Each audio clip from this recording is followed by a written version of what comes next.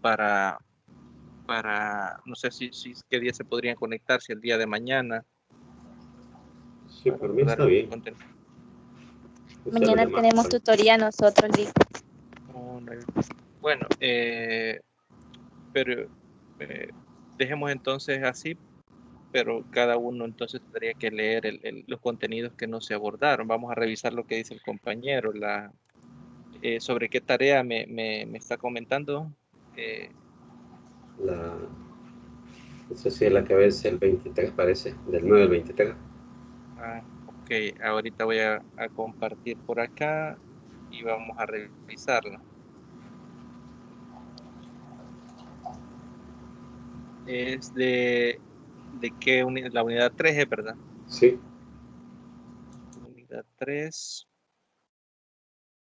Estamos hablando de la tarea.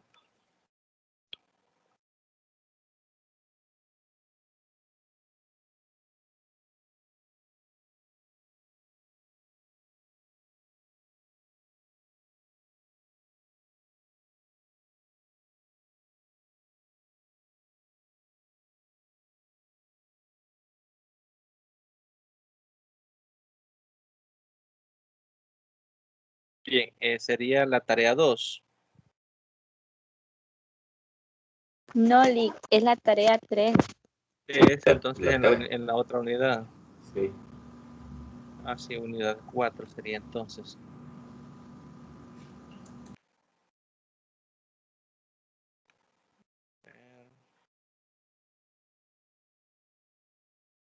Acá está la consigna, ¿no? Vamos a comenzar revisando acá si gustan para... no sé si les aparece visible. Sí, ya se ve. Bien, básicamente... Sería el contenido 4, licenciado. Sí, yo creo que esa ya la subieron, ¿verdad?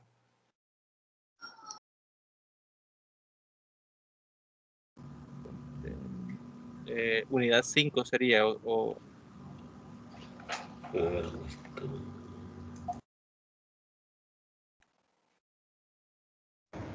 Esa es, licenciado. ¿Cuál? La que estaba presentando. Sí, porque acá en la otra unidad no estamos todavía. En la unidad 4, la que está al Sí, final. ahí en donde está el contenido de 4, hasta abajo está la tarea. Bien, aquí tenemos lo que es la consigna. Básicamente es realizar una investigación. En el carro de la lírica. El tema bajo el cual se va a desarrollar la investigación es impacto de las TIC en los sistemas escolares y en la educación. Quizás decirles de que estos temas, cuando hablamos de temas de investigación, debemos de ir, buscar información al respecto, autores, leer esa información y pues no solo dar lo que es los contenidos que nombran los autores, sino que también debe de haber un aporte personal. Ese aporte puede ser la interpretación que ustedes hagan de lo que dice determinado autor, puede ser también lo que ustedes entienden que está ocurriendo en el contexto educativo, por ejemplo, cómo en nuestro país, si lo pegamos a nuestra realidad, han impactado lo que son las tecnologías de la información de las comunicaciones en lo que son los ambientes escolares, básicamente ya en los entornos que se desarrollan en las escuelas, ¿no?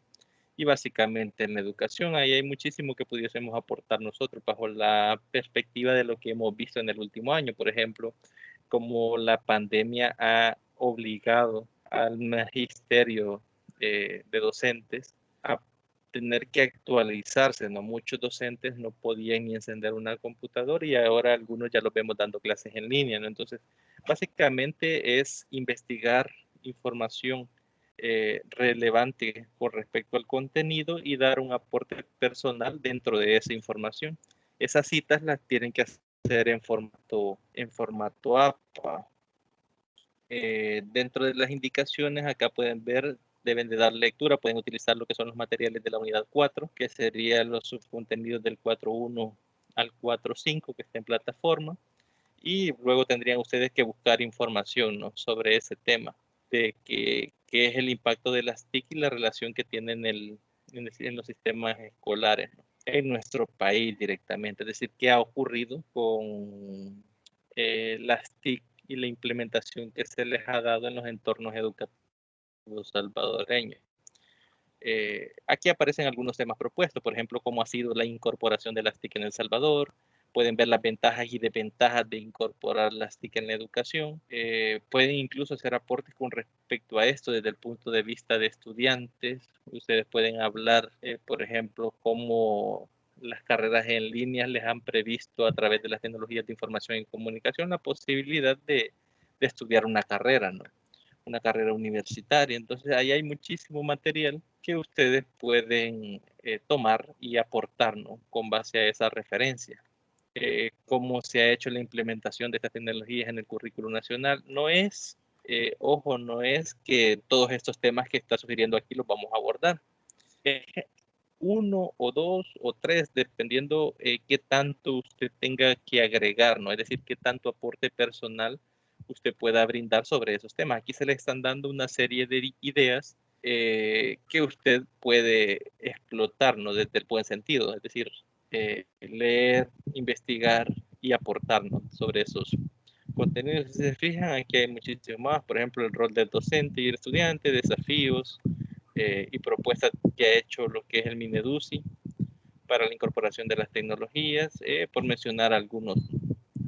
Al profundizar cada tema, presentar los objetivos de investigación, es decir, ustedes deben de plantearse un objetivo para desarrollar esa investigación, es decir, ¿qué pretenden ustedes lograr con esa investigación? Por ejemplo, si yo agarrara, por decir algo, las ventajas y desventajas de las TIC, uno de mis objetivos pudiese ser conocer cuáles son las ventajas de la utilización de las TIC directamente en la educación, o puede ser conocer las ventajas y desventajas, también puede ser identificar aquellos factores dentro del currículo nacional que toman en cuenta lo que son las tecnologías de la información y la comunicación.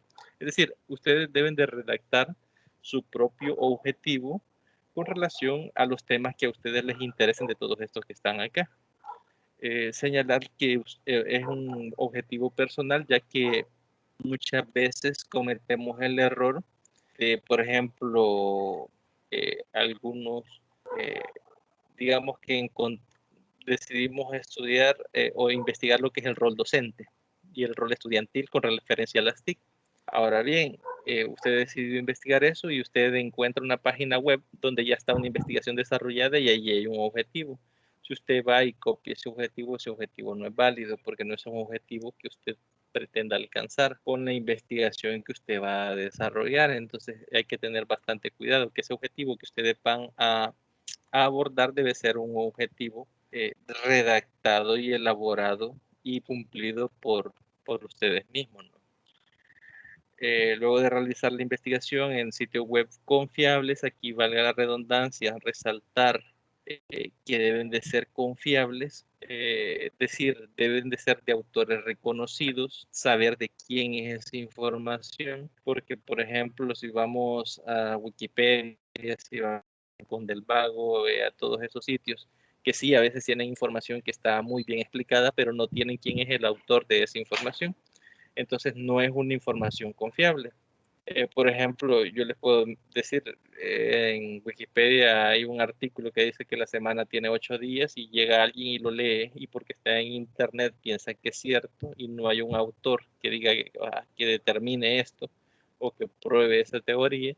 Le estoy poniendo un ejemplo un tanto absurdo, pero para que veamos por qué se solicita que sea de web confiables. Porque lo que buscamos es que ustedes enriquezcan lo que es sus aportes personales con autores que ustedes hayan leído al respecto de los temas que ustedes han abordado. Entonces, por eso nos dice que esas fuentes pueden ser libros de texto, pueden ser revistas, pueden ser periódicos. Por ejemplo, acá nos dice que los wikis y tareas o similares no son considerables confiables. Por ejemplo, Wikipedia, el Rincón del Vago, bueno, no sé, yo solo esos dos recuerdo en ese momento. Sé que hay muchos más donde a veces hay estudiantes que suben sus tareas, ¿no? Entonces, por esa misma razón no tienen esa confiabilidad en la información si no está directamente el autor el año en que se hizo la publicación, ¿no? Y todos estos elementos que sirven para respaldar nuestras argumentaciones.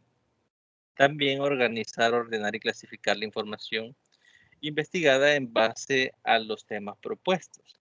Es decir, usted organiza esa información con un orden lógico que dé sentido a su propia argumentación. Por ejemplo, yo puedo comenzar hablando de las ventajas y desventajas de la incorporación de las TIC en educación.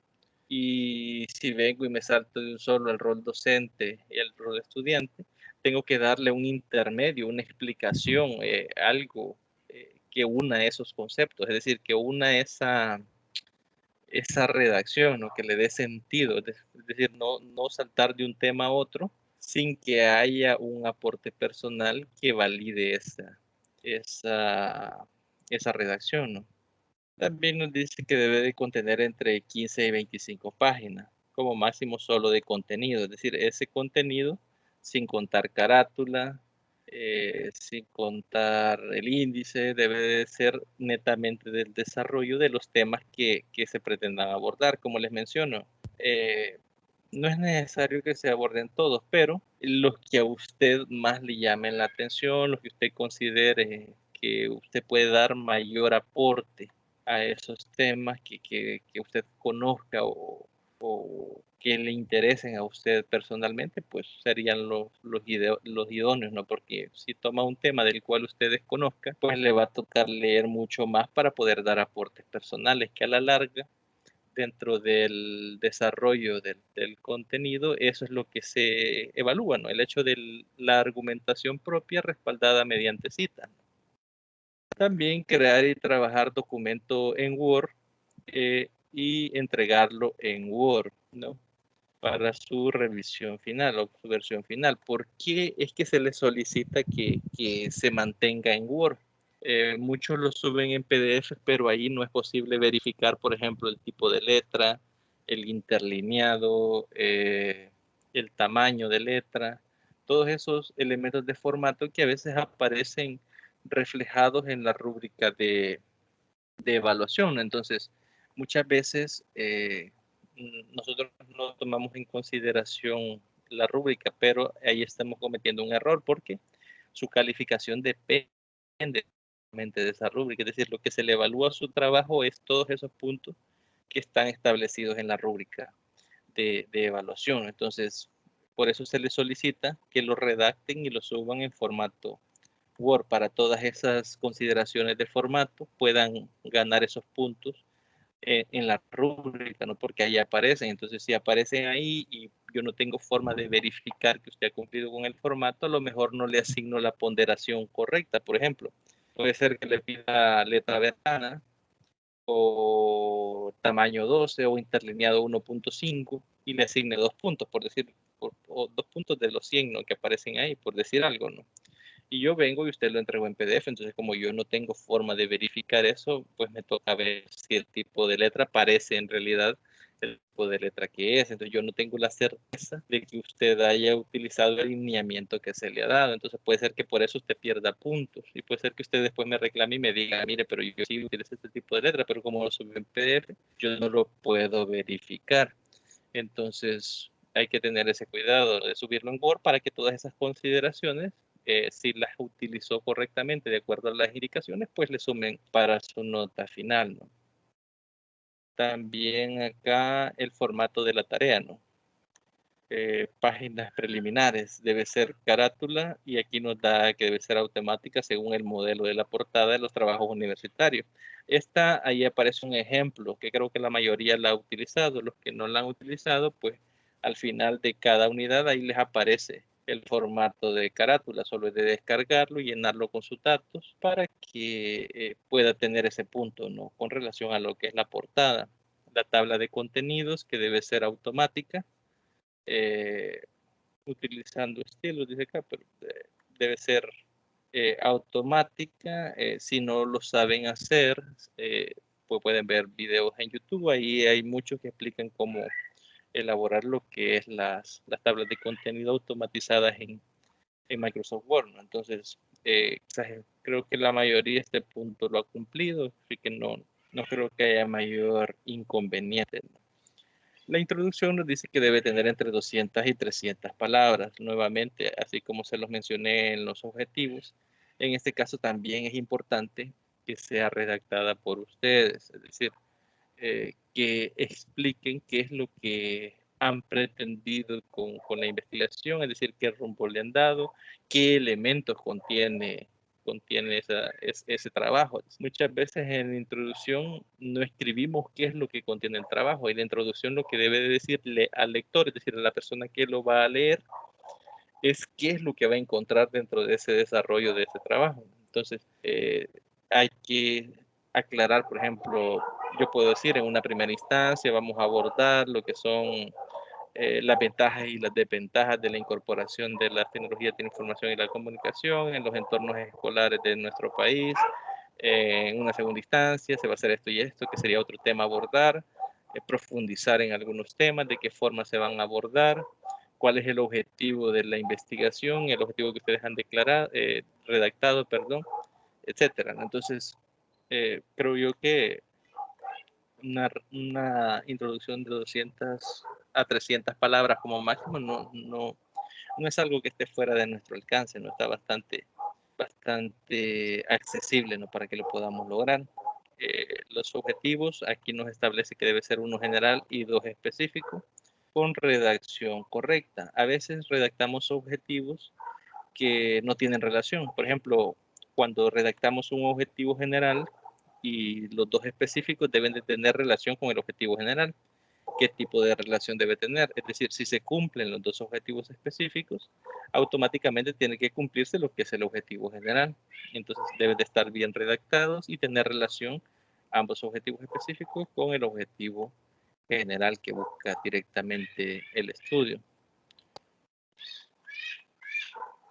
Y luego el cuerpo del trabajo, ¿no? Que hablábamos acá, que debe tener entre 15 y 25 páginas, que sería el desarrollo del tema. Dentro de ese tema ustedes pueden utilizar, o mejor dicho, deben utilizar columnas en párrafos. No, creo que algunos han fallado en ese punto porque no lo hacen. Por ejemplo, suponiendo que yo tenga un texto, por ejemplo, acá, digamos, usted redacta ese texto, utiliza autores, qué sé yo, no, digamos que yo tengo este texto. Entonces yo me voy acá donde dice, vamos a ver, diseño, salto, guiones, tamaño, acá columnas. En disposición yo me voy a columnas y yo pues en una página puedo decir que sean 2 columnas y así ya cumplo con ese punto. Es decir, no es que todo el documento va a estar en 2 columnas, sino que es para darle vistosidad a lo que es el trabajo que usted está entregando y es parte de la evaluación. Entonces puede ser 3 columnas. No se establece el número de columnas que ustedes van a utilizar. Entonces, por eso dice acá que deben de utilizar columnas en algunos párrafos, es decir, no es necesario que todo el documento lleve columnas. Basta con que lo utilice 1 o 2 veces para que usted cumpla con el punto del literal A, ¿no? El otro punto es que utilice viñeta, numeración y listas multinivel. Creo que eso también está bastante al alcance. Nos vamos a inicio y por acá vamos a encontrar lo que son las listas multinivel, ¿no? Básicamente, y también tenemos lo que es la numeración, ¿no? Numeración, diferentes tipos de numeración, y también tenemos lo que son las viñetas. Eso puede ser, por ejemplo, cuando enumeran lo que son ventajas y desventajas, puede utilizar viñetas, puede utilizar numeración, pueden utilizar las listas multinivel para distinguir entre un tema y un subtema. Es decir, básicamente estos elementos que están acá son de formato, ¿no? Utilizar por lo menos una vez el tipo de letra capital, utilizar tablas, imágenes, gráficos, Smart Art, debidamente identificados con su respectiva tabla de ilustraciones. Este punto quizás es bastante importante porque es doble, es decir, si yo utilizo una tabla, un gráfico, un Smart Art, yo debo de identificarlo. Por ejemplo, si es tabla, yo puedo ponerle tabla 1 y describo qué es lo que está en la tabla 1. O por ejemplo, imagen 1 y describir qué es lo que está presentándose en la imagen. Lo mismo en el SmartArt. No, si tenemos por ejemplo el texto y yo lo quiero hacer en SmartArt. Por acá tengo el icono, quiero ver. El diseño, no.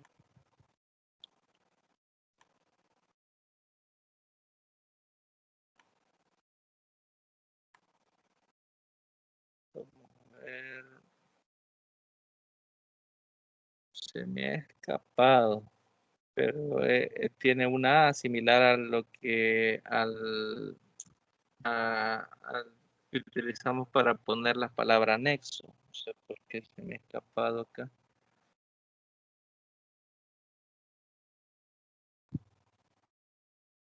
Insertar, imagen, tabla. Aquí está, SmartArt. Seleccionamos el texto y aquí nosotros elegimos cuál de los SmartArt nos conviene más de acuerdo a lo que estamos presentando. Por ejemplo, si fuera una lista de elementos la que yo he sombreado, pues puedo elegir esta y queda bastante atractivo el texto. Si es una jerarquía, por ejemplo, una relación, si es una relación, por ejemplo, ventajas, desventajas, puedo utilizar este de acá, le doy a aceptar y se van a ver que automáticamente se crea y usted puede escribir acá las ventajas, desventajas, y aquí donde dice texto puede escribirle ventajas, cada desventaja, ¿no? Es decir, básicamente es que utilicemos todos esos elementos, ¿no? Directamente en Microsoft Word, ¿no? Para darle vistosidad al documento, ¿no? Y como le repito, abajo de esa ilustración, si es una tabla, por ejemplo, yo puedo poner acá gráfico 1, por ejemplo, dos puntos, y le escribo, se muestran las ventajas y desventajas de la incorporación de las TIC en los entornos educativos salvadoreños, por ejemplo. Entonces, yo ya tengo este SmartArt identificado como gráfico 1 y con la debida descripción. Al final, yo voy a tener que agregar también lo que es la tabla de ilustraciones. Así como se hace la tabla de índices, se puede hacer lo que es la tabla de ilustraciones. Ustedes, por ejemplo, pueden decir, perdón, digamos, ya esto sería en las últimas páginas o en los anexos, mejor dicho, tabla de gráficos, por ejemplo. Hubo gráfico 1 y en qué página está, ¿no? También lo puedo hacer automático, por ejemplo, si yo vengo acá y selecciono que esto es un título 1, por ejemplo, y yo luego acá vengo y le doy insertar tabla de contenido, ¿dónde está?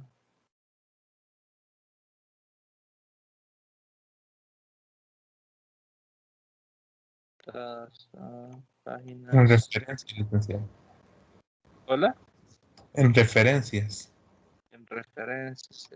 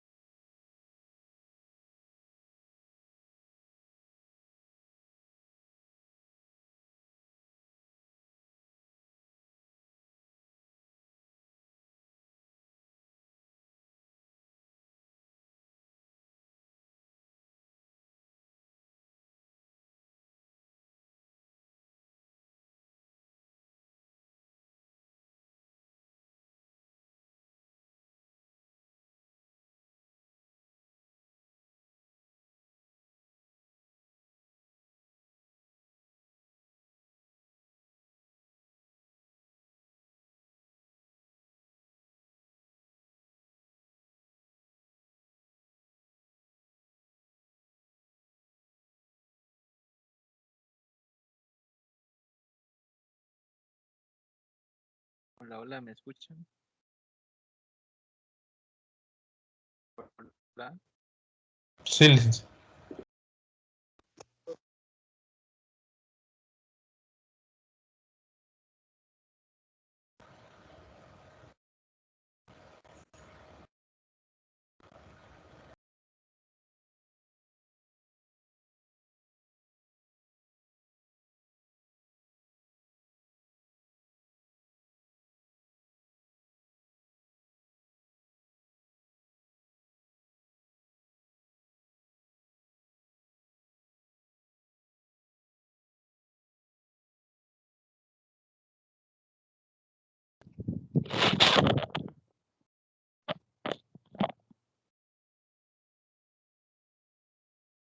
Hola, hola. Hola, ¿me escuchan? Sí, licenciado. Sí, perdón, se me fue la luz. ¿Por dónde me había quedado? A mostrar lo de la tabla de contenido. Ah, ok, perfecto. Les comparto entonces nuevamente. Creo que estábamos... sí, ¿verdad? Lo de las tablas de ilustraciones. No sé si ya les cargó. Sí, Bien, como les decía ahí, ¿no? En todo el desarrollo del documento, por ejemplo, si yo utilicé tres Smart, ¿no? Voy a tener gráfico 1 en la página 1, por ejemplo, gráfico 2 en la página 10, por decir algo, gráfico 3 en la página 5, y esto sería lo que es la tabla de ilustraciones, ¿no? Lo mismo pasaría con las imágenes. Eh, Pueden ser imagen 1, imagen 2 y está dentro, pueden colocarlo incluso dentro de la misma tabla, ¿no? Gráfico 1 tal página, tabla 1 tal página, etcétera, ¿no? Básicamente ese punto que estábamos revisando, eso es lo que nos está pidiendo, que si vamos, bueno, si utilizamos, que nos está pidiendo que utilicemos imágenes, tablas, autoforma, gráficos y SmartArt, que utilicemos también lo que es la debida tabla de ilustraciones, ¿no? También nos pide lo que son tablas, fondo, bordes, sombreados, el tipo de letras, nos dice que tamaño 12 para en cuerpo, 14 para títulos y 16, perdón, 14 para subtítulos y 16 para títulos, que todo el documento esté debidamente justificado entre los márgenes, es decir, por ejemplo, el texto que les había eh, nombrado damos control J y automáticamente el texto se va a justificar, ¿no? Entonces, creo que eso no lleva mayor dificultad, ¿no? El tamaño del papel debe ser de tipo carta, sí, ahí creo que sí deben de tener cuidado, ¿no? Se van a disposición, tamaño del papel y seleccionamos tamaño carta. Les menciono esto porque algunos normalmente aparece A4 o legal, ¿no? Cuando no hemos configurado nuestro Word, entonces es importante, ¿no? Que vayamos a disposición y verifiquemos que el tamaño sea tipo carta, que es el que nos está solicitando, ¿no? Y que el espacio entre líneas sea 1.5. Creo que tampoco acá sombreamos. En inicio podemos ver acá en este icono que ahí nos aparece el interlineado, ¿no? Que nos está diciendo que debe ser 1.5. Uso de pies y encabezado de página en todo el documento. Y creo que eso sí, la mayoría lo ha estado utilizando. Páginas accesorias, ¿no? Que sería básicamente lo que son las conclusiones y las recomendaciones. Deben de tener entre 500 y 600 palabras. La bibliografía es importante que cumpla las normas APA. Es decir, por ejemplo, si lo saqué de una revista que está en internet o de una publicación de un periódico en una página web, la citación y la referencia bibliográfica debe seguir el formato APA. No quiere decir que yo solo voy a copiar el enlace y lo voy a ir a pegar en bibliografía, ¿no? Si hacemos esto, pues no estaremos cumpliendo con lo que es el formato APA. Si tienen dudas sobre cómo realizar lo que es la citación, pues también en YouTube pueden encontrar videos, pueden incluso descargar lo que son las normas APA o buscar directamente en Google. Por ejemplo, si yo escribo cómo citar páginas web en APA, vemos que nos proporciona algunos ejemplos, ¿no? Entramos automáticamente acá. Vamos a ver cualquiera de esos enlaces. Creo que la mayoría nos proporciona ejemplos de cómo hacer la correcta citación, ¿no? En qué orden, ¿no? Incluso si se fijan acá en este que encontré a la primera yo, solo es de llenar los elementos. Por ejemplo, aquí sería el título de la página web, sería el nombre del artículo. Por ejemplo, educación, suponiendo que yo encuentro un artículo que se llama Educación en el año 2021, por ejemplo, que digamos que es el nombre del artículo, el nombre de la página web. Por ejemplo, yo puedo decir el diario de hoy, suponiendo que de ahí saqué el artículo. Aquí sería el URL, que, bueno, podemos utilizar este suponiendo que de ahí es de esta página de donde yo saqué mi artículo. Y la fecha de consulta, es decir, cuando usted lo consultó, que sería el 11 de, bueno, hoy estamos en 19 eh, de, de mayo, del 2021, ¿no? Y luego abajo aquí nos da lo que es una cita opcional, nos dice, y le damos a añadir referencia. Vamos a ver si la generó. Aquí está, ¿no? Y vemos, este es el citado APA de esos datos que puse yo, educación en el año 2021, el año en que se hace la cita, recuperado el 19 de mayo de 2021, del diario de hoy, website y el enlace. Es decir, en este orden, este es el correcto orden para realizar lo que es una citación de un artículo que está en la web directamente en sus referencias bibliográficas.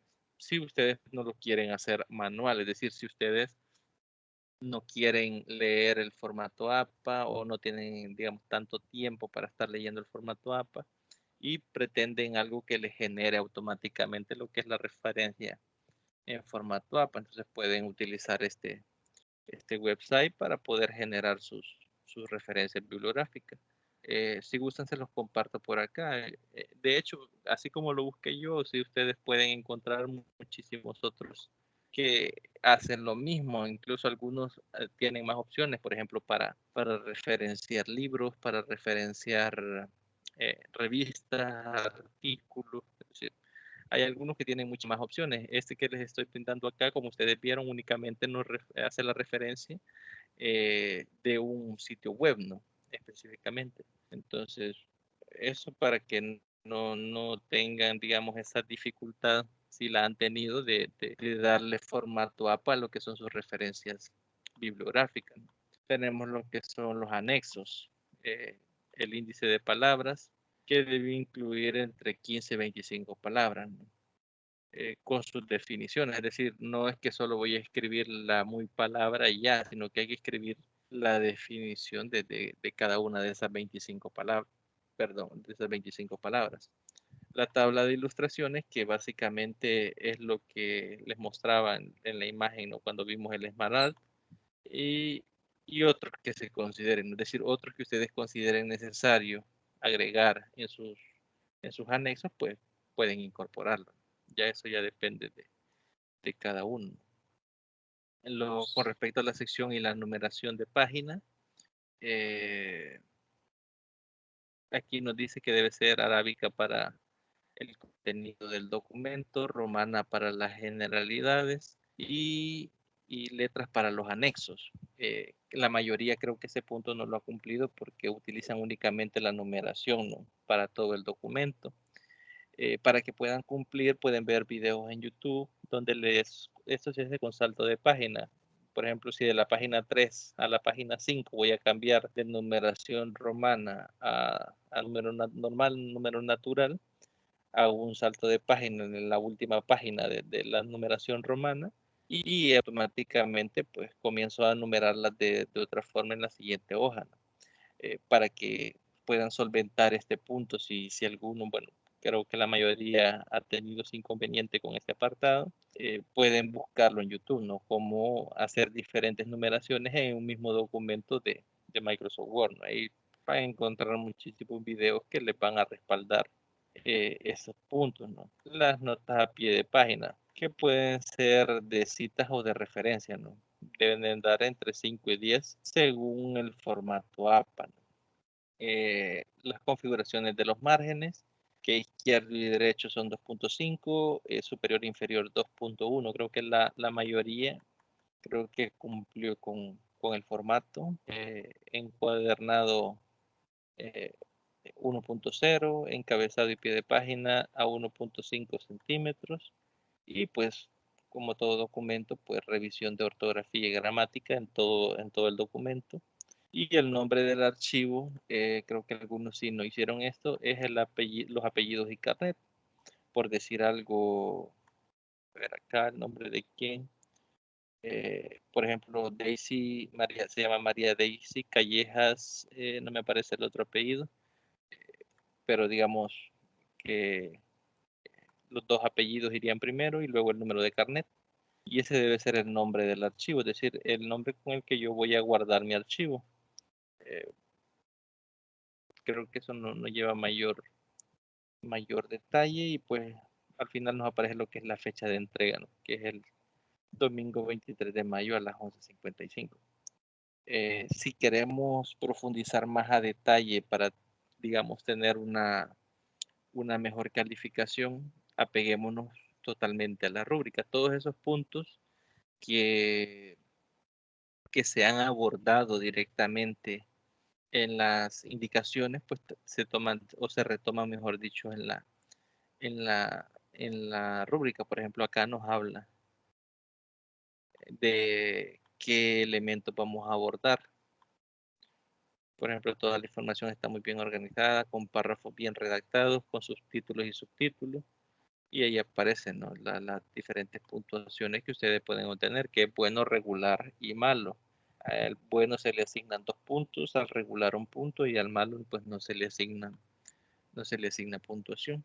Entonces básicamente tendrían que leer paso a paso la rúbrica, que es lo que se les está evaluando, y tratar de cumplir. Si se fijan aquí en la cuestión del formato, que vale el 10% todo, el 1% vale, por ejemplo, el hecho que usted utilice columnas en el párrafo. Si usted en ninguna de sus páginas del desarrollo utiliza columnas, pues usted pierde ese 1%.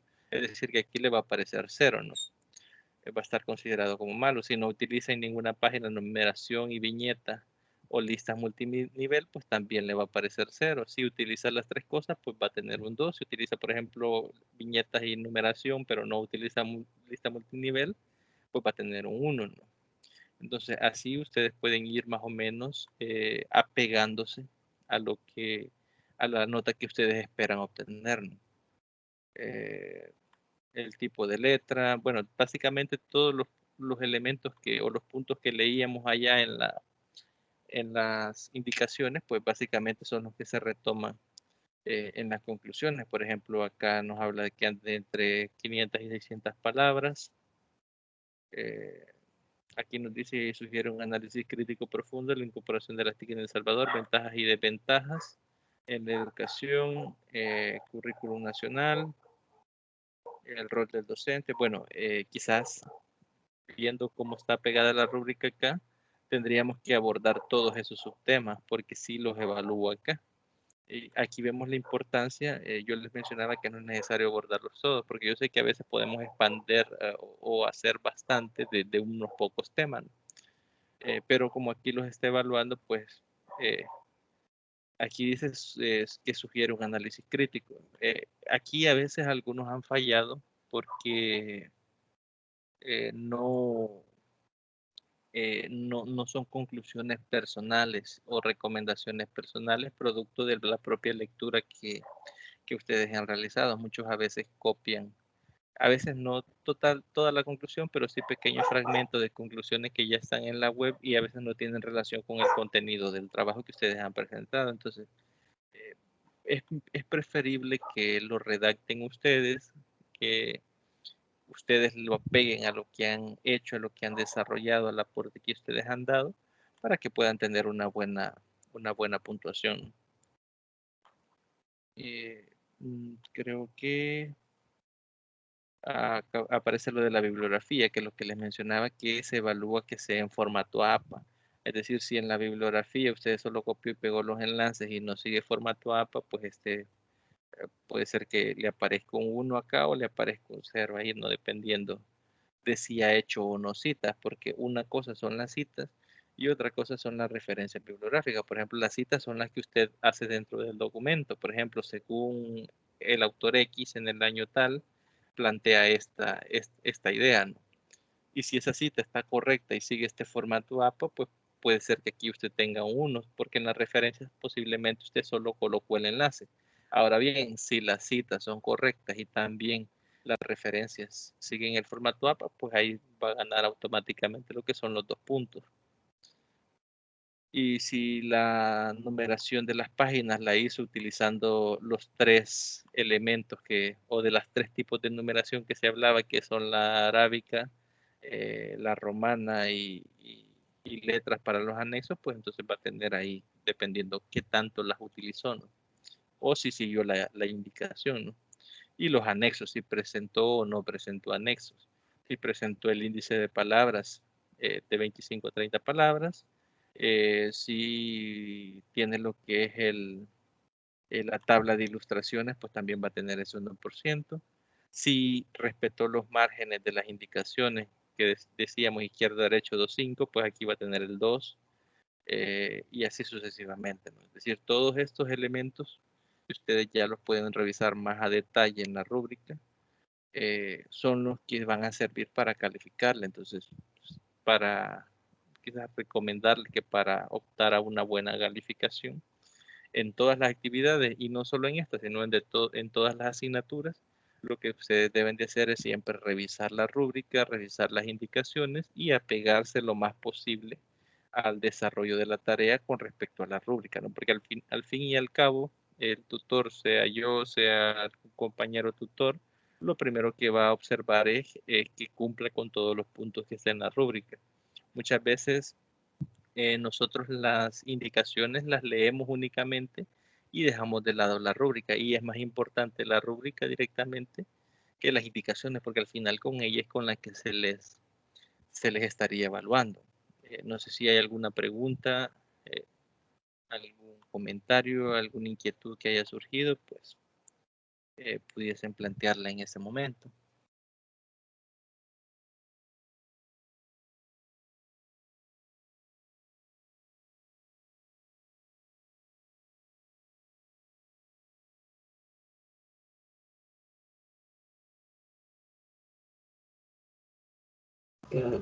Está claro todo, licenciado. Muchas gracias. Perfecto. Bien, quizás vamos a abordar, aunque sea el contenido 5.1, que es el que habíamos iniciado, para dejar menos, porque si dejamos todos los contenidos para el día de la tutoría el día sábado, creo que no nos va a ajustar el tiempo. No sé ustedes cómo estarán de tiempo en ese momento. Yo sé que ya es noche, ya nos pasamos un poquito de la hora, ¿no?, en la que teníamos que abordarlo, pero yo considero que es bastante importante que lo abordemos. Quizás un poquito, un tanto, quizás a la rápida, nos hablábamos de lo que son los axiomas, el objetivo del contenido, que es identificar las características de los diferentes modelos de comunicación.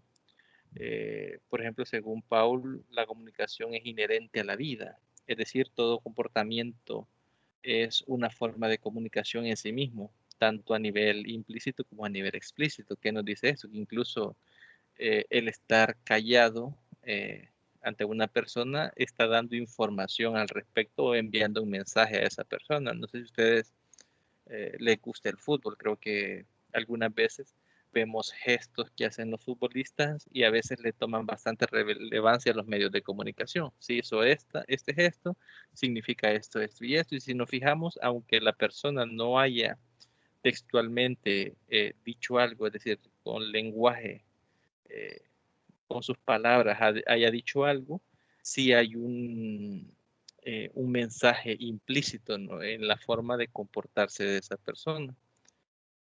También nos dice que los axiomas de la comunicación fueron expuestos por Watzlawick en Jason y Beavin en 2002 en su obra Las teorías de las comunicaciones humanas. Esos 5 axiomas son los siguientes. El número 1, es imposible no comunicar. El segundo axioma, el aspecto de contenido y el de relación. El tercer axioma, la modalidad analógica y digital. El cuarto axioma, la puntuación otorga significado. Y el quinto axioma, la comunicación simétrica y complementaria. Vamos a ver qué es cada uno de estos axiomas. Por ejemplo, el primero nos dice que es imposible no comunicar.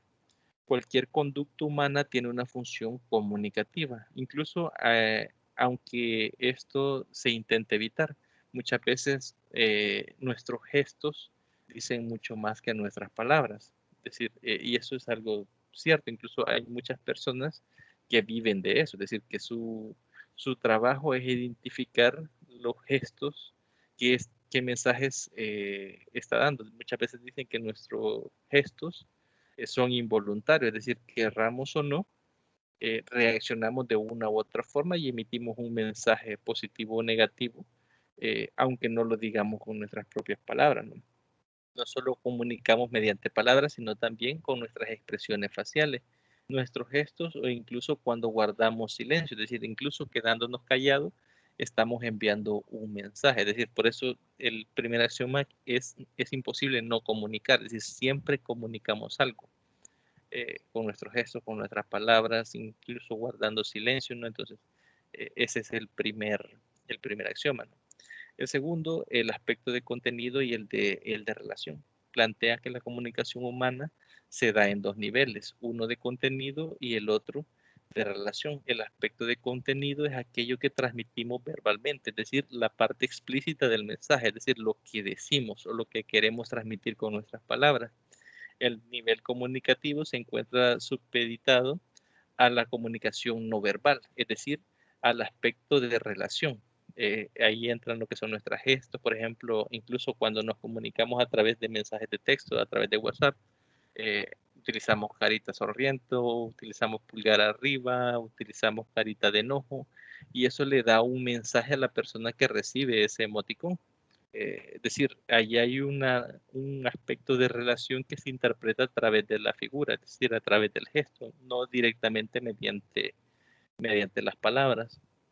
El tercer axioma es la modalidad analógica y la verbal. ¿Qué sería entonces la modalidad digital? Se refiere a lo que se dice a través de las palabras, las cuales son el vehículo del contenido de la comunicación. Es decir, es todo aquello que emitimos a través de palabras. La modalidad analógica comprende la comunicación no verbal, es decir, la forma de expresarnos y el vehículo de la relación. Aquí también entra el mismo ejemplo que les nombraba anteriormente, por ejemplo, el utilizar emoticones, que a veces reflejan el estado de ánimo de las personas. Creo que muchos de nosotros pudimos observar que hubo hace algunos meses o años, no recuerdo, que muchas personas andaban buscando un pulpo que se hizo bastante famoso, que lo utilizan los niños que son autistas, pero todo el mundo quería un pulpo de eso, porque de un lado tiene una carita sonriente y del otro pues tiene una carita de enojo, entonces así se expresan o lo utilizaban para expresarse las personas, ¿no? Entonces se hizo bastante popular, ¿no? Entonces ese sería un tipo de modalidad analógica, que es una figura que representa una comunicación que no es mediante verbal, mientras que la digital sí es mediante las palabras que nosotros emitimos. Luego tenemos el cuarto axioma que nos dice que la puntuación otorga significado. La naturaleza de una relación depende de la gradación o el orden que los participantes hagan de las secuencias comunicacionales entre ellos. Creo que la mayoría de nosotros a veces nos hemos encontrado con que nosotros queremos decir una cosa y la persona del otro lado entiende otra cosa. Y eso es porque a veces nosotros no le hemos dado un orden a la conversación. Muchas veces incluso creo que a mí me ha pasado y creo que a todo mundo en alguna ocasión ha sucedido que nosotros decimos una cosa con referencia a algo y la persona entiende algo totalmente diferente. Incluso hay personas que se molestan pensando que se les está ofendiendo cuando a veces no están dentro del contexto en el cual nosotros estamos transmitiendo el mensaje. Esto quiere decir que cada uno siempre construye una versión de lo que observa y experimenta y dependiendo de ello marca la relación con las otras personas. El quinto axioma nos dice que la comunicación es la comunicación simétrica y la comunicación complementaria. La división entre comunicación simétrica y complementaria se define a la relación que existe entre dos interlocutores.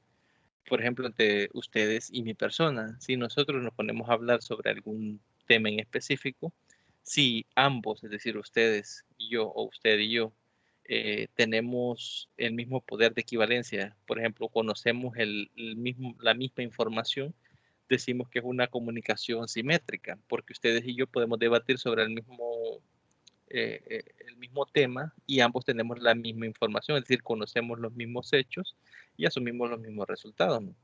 Pero cuando alguien, ya sea ustedes, siempre volviendo al ejemplo, o mi persona domina la comunicación, es decir, conoce información diferente al resto, entonces se llama información complementaria, es decir, cuando no conocemos exactamente la misma información.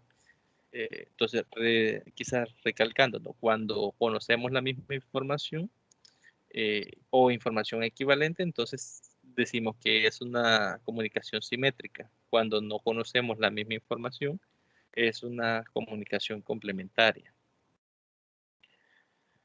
Luego dice que estamos en una sociedad digital y uno de sus rasgos es la hiperconexión y la utilización de las redes sociales. Como les mencionaba al inicio, actualmente, ya sea en el ámbito social, en el ámbito cultural, político, laboral, tecnológico, profesional, económico o cualquiera de los que aparecen acá en la parte de abajo, ha sido cambiado o modificado producto de la incorporación de las nuevas tecnologías de información y comunicación.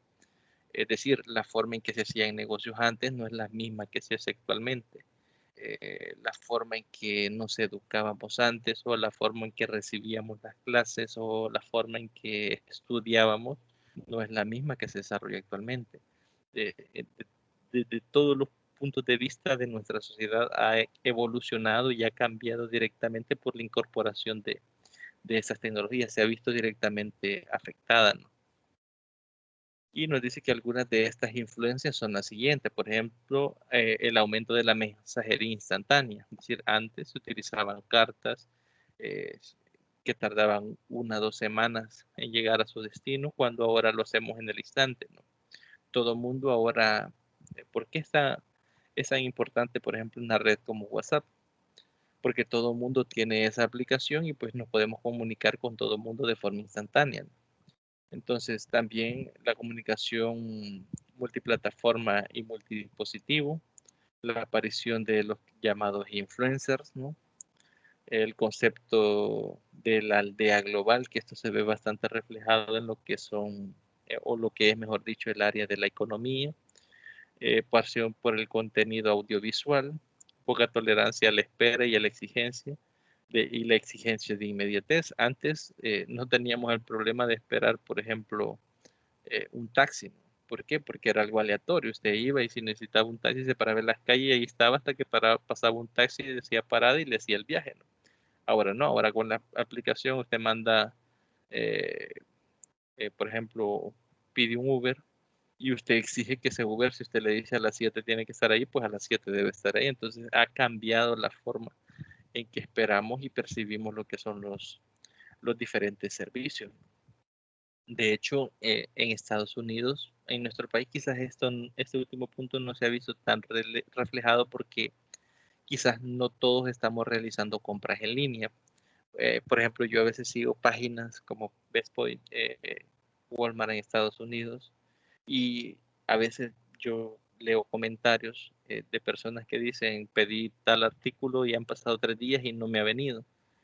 Cuando si usted pide en línea aquí en nuestro país, pues tardan 2 o 3 semanas. Entonces, ahí exigen la inmediatez porque están acostumbrados a ello ya, no a producto de las tecnologías. Nosotros en nuestro caso, en nuestra sociedad, por lo mismo que no hemos adoptado tanto lo que es esta forma de comprar, pues no tenemos ese problema, ¿no? Pero sí ha ido evolucionando y cambiando. Y también el otro punto que aparecía en este contenido es la privacidad y la conservación de los contenidos en un entorno de comunicación digital y de acceso en movimiento cuando y donde querramos, es decir, podemos acceder a cualquier información en cualquier momento y en cualquier lugar vamos de una digitalización a una sociedad de datos en la que apunta a dos grandes preocupaciones. Primero, la privacidad y segundo, la conservación de los contenidos. Por ejemplo, en el ámbito de la privacidad, actualmente es bastante, digamos, discutido porque hay muchos que sugieren que desde el momento en que uno sube algo a un sitio web o a la red en específico, pues eso es público, pero hay países que han normado o han legislado, mejor dicho, esta clase de contenidos, ¿no? Incluso en nuestro país creo yo, no estoy tan seguro de que es prohibido compartir información que no es nuestra, ¿no? Por ejemplo, fotos de menores de edad. Creo que a raíz de la ley Lepina se legisló hasta cierto punto lo que es el manejo de esa clase de información, pero no es toda la información, es decir, la privacidad de cada uno de nosotros en la web, nosotros somos los responsables de tener el cuidado, porque como les decía, usted puede subir una foto personal suya y puede ser que esa foto la utilicen para memes, que la utilicen para cualquier cosa, entonces ahí están vulnerando su privacidad, pero si no hay una legislación vigente es un punto a tener bastante presente. La importancia de la comunicación. Ante este panorama de conexión tecnológica hay algo que no debe perderse nunca de vista. Las personas son el origen y el final del proceso, además del proceso. Somos personas que nos dirigimos a personas, es decir, sea cual sea el medio en que nos comunicamos, ya sea por teléfono, por una tablet, por mensajería instantánea, no debemos de perder de vista que con quien nos estamos comunicando es otra persona igual a nosotros. Es decir, el que emite y el que recibe, ambos sin importar el medio bajo el cual lo están haciendo, es otra persona que está del otro lado, ¿no? Y ahí finaliza lo que es el contenido, ¿no? Creo que nos quedaríamos hasta acá por la hora. Las disculpas quizá por alargarnos tanto. Gracias por haber estado presentes. Pues cualquier cosa, cualquier duda, cualquier comentario, cualquier sugerencia que deseen hacer, pues yo siempre la tomo de forma positiva, ¿no? Creo que hubo un compañero que solicitó que se les agregara la rúbrica en las calificaciones y lo tomé a bien y le agradezco por la sugerencia y la observación. De acá en adelante, pues también esperaré poder hacerlo. De igual forma, como les repito, si hay algún comentario, alguna pregunta, alguna sugerencia que quieran hacer, pues el espacio está abierto para que lo puedan expresar.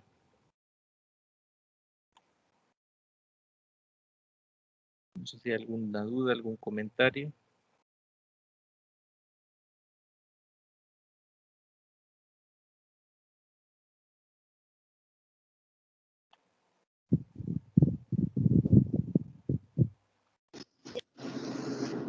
Todo bien por el momento, licenciado.